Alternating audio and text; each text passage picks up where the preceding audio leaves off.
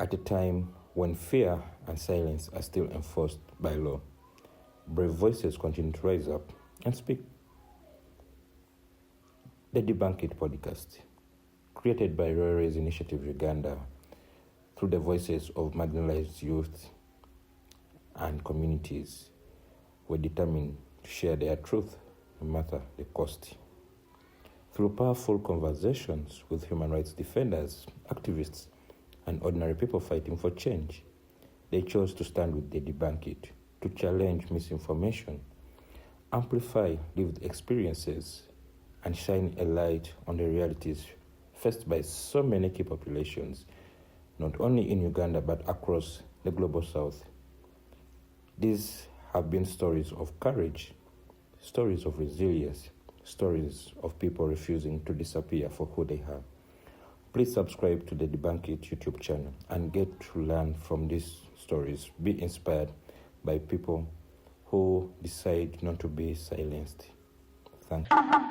While in Uganda, like if my energy in Uganda was at 100, it's now multiplied by 10, going to 1,000. It is kind of like electrifying, powering to speak up in an environment where you can be out and proud. No one can silence you, where you're given a mandate to speak and highlight on the dangers of being LGBTQI+ in Uganda. Look at it in two ways. The first way, the truth is that by default, we shall be picked on due to the levels of homophobia in Uganda and due to the levels of ignorance, in regards to LGBTQ, because they automatically equate us to sex only, what we do in our beds, rather than the persons that we are. And it has to go back to us. We are supposed to sensitize the community, to educate, to demystify the lies. So we have to carry that responsibility as a community, as us, and we haven't done that for over 10 years. To be honest, we haven't told people who we are really. People haven't known that really we love because we love. They don't know that, They just see us as people who are immoral, people who are imported here, So it will start with us. We haven't really done our part. But also, that will take time. Because this is Uganda, this is Africa. It will take time, but if you can strategize and work upon that, it would be the very first best point in order to solve most of these problems and the hate speech, because it starts there. The number two, we were doing a media survey on social media, and we found out that at least we have over 7,000, you can't believe it, LGBTQ accounts on X. You understand me? And only in Uganda, we have over 4,000. You can't believe it. Most of them, they are not in their names. They can be like accounts that are pseudo, but they are human beings. They are Ugandans.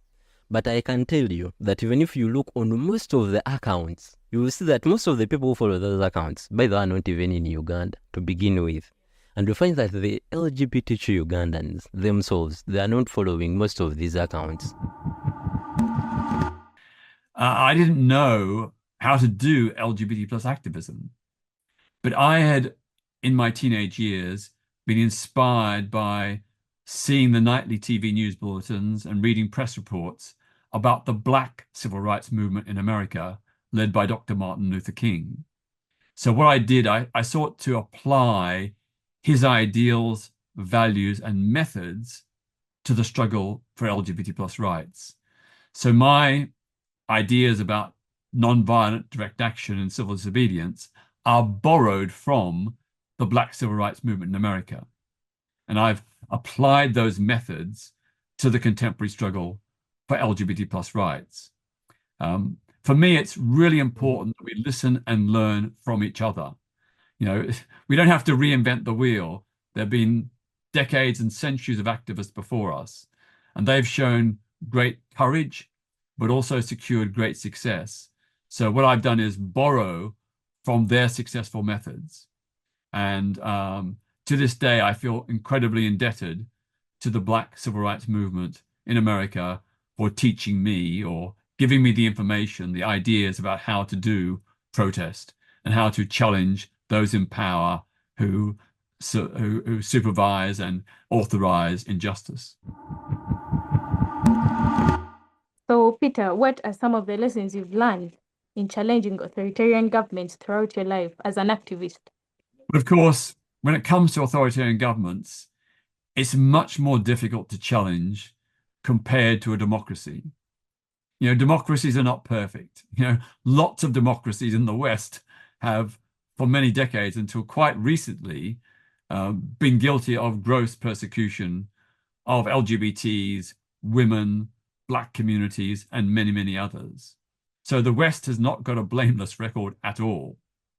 But I think when it comes to now, obviously it's much easier for us in the West to push on LGBT plus rights because we are operating in a democratic space where it's possible to stage protests, to lobby governments, and to put governments under pressure through petitions and write-in campaigns and so on. When it comes to dictatorships, those options are not there. And it is really, really difficult. And I appreciate the obstacles and the hurdles and the risks that people in Uganda are taking to push LGBT plus rights. But you know, even in dictatorship, sometimes there is a space. So I can remember there have been a number of occasions where I have secured dialogue with quite repressive governments, but not dialogue with me alone, dialogue with me and with local activists. Because this isn't about me, this is about the activists in the countries. They know best, it's their struggle, it's their fight. I take the cue from them. And so that's why when I have secured this dialogue, I've always brought on board the local activists, the people on the ground in that country who are fighting the fight. Having said that, of course, that doesn't always work either. But sometimes you do get some people who are open to listening, who perhaps have ill-informed views about LGBT plus people. So that dialogue can sometimes disabuse them of their erroneous views. It can give them factual information rather than propaganda, scapegoating, and stereotyping, which in many cases is all they have ever heard. So I would say that even with authoritarian governments, it's important to dialogue if possible and if it's safe. Now, even in Uganda, I would say that it's probably important to try and dialogue with members of parliament and members of the government. Now, you may get rebuffed, and possibly you've tried that. I know that some people have, and they haven't got very far. But I would encourage people to keep trying, because you don't have to do this as an LGBT plus person. You can just do it as a citizen, maybe as a constituent of the member of parliament in Uganda, to seek a meeting with them if you think it's safe. Because I think dialogue at the end of the day is the key. And the sad fact is that many Ugandan parliamentarians have never met an LGBT plus person. They've only known LGBTs through the propaganda that's been fed to them. So to meet an LGBT plus person, or maybe just an LGBT plus ally, if you think it's not safe to identify yourself as LGBT plus, I think that could be progress. But that is up to you to decide. You know the lie of the land better. You know what's safe more than I do. Talking about the British colonialism as the root of all this, how do you feel about this obligation, like to be on the front line of this fight for the LGBTQ plus individuals? Well, one of the reasons why I've devoted so much of my campaigning to supporting LGBT plus people in former British colonies is precisely because Britain imposed these laws on these countries in the 19th century when it was the colonial power. So Britain has left a poisonous legacy of homophobia, not just through the anti-gay laws that were imposed by the British colonial administration, but also the ideology of homophobia that was spread by Christian missionaries from Britain. It's very interesting to note that if you look at the diaries and letters of British colonial administrators, explorers, soldiers, missionaries, and anthropologists, they all say that one of the things that shocked them was the prevalence of homosexuality in and among indigenous peoples, among colonized peoples. And they used that as an argument to justify colonialism. They say in their diaries and notebooks, etc., things like that these people are barbarians. They practice the abominable vice of homosexuality. It's proof that we need to civilize them. And this is why colonization is a good thing. We must colonize these people to Christianize them and to end this vice of homosexuality. So there's a really strong interplay between racism and homophobia. That homophobia was used to justify racism, and racism was justified by reference to homosexuality. There's a great book called The Geography of Perversion by Rudy Bly. Another book, Patterns of Sexual Behavior by Cullen Ford and Frank Beach. And they both document same-sex relations in colonized countries, and in particular in Rudy Bly's book, how the colonialists used homosexuality, the existence of homosexuality, as a justification for colonization. So clearly, Britain has a major, major responsibility to help shift the dial, to help change things, because we imposed these grotesque laws and this grotesque homophobic ideology. And if you read, I think you have statistics that actually the prevalence of mpox in actual populations is really high. So what we did, we also came up with a research to know the key population communities know what mpox mean. Do they know where to find the information? Do they know where to get services? Do they know symptoms of mpox? If they know the symptom of mpox, do they have a contact person in their facilities for isolation? Do they know the treatment? Do they know how people are taken care of the home visits? So that's the research we passed. We did. We did both qualitative and quantitative. But then it showed that actually at least 40% of the key population communities now know, because our project was actually only 10 months project. So you see that 40% of people didn't know now about what is mpox. And then those 40% we have a transgender person, a lesbian person, gay personnel, bisexual persons, female sex workers, truck drivers, and then people who use and inject drugs. So you saw that actually, if you look into this report really articulates the challenges. One of the challenges we noticed that actually in Uganda, we just talk about mpox, but we don't know how to deal with mpox. The centers, if you look at actually the isolation centers, if we don't have one or two, we don't have any. Yeah. For example, as IB went far to go to the government entities to ask for vaccine, but until now, we got only the first shot of mpox. And then we are like, no, Uganda, we are out of vaccines. So the challenge of vaccines, where to get them, are they accessible? And the other thing is about the information gap, because everyone knows mpox on a different level. And as told you, our project was only in Kampala, not actually outside Kampala. So you know that the people down there, the people in actually rural areas, they really have no or limited information on mpox.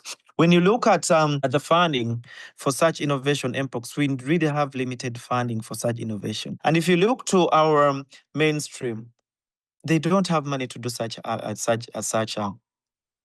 projects. If they have the money to do such projects, and now the project is not actually really restricted to LGBT or to key population communities, it is general. Remember, most of the African countries, when a crisis comes like 1 week, 2 weeks, we don't give a damn. It's gone. You understand? So we had actually to continuously remind our people that please wash your hands. ABCD, do this, use our toll-free line if you don't understand things. If you get this kind of symptoms, please reach out to us to ensure that actually they really don't suffer in isolation. So we have a long way to go in terms of mpox as an example, but in every crisis, how do we continuously keep the innovation going even after the man has gone away?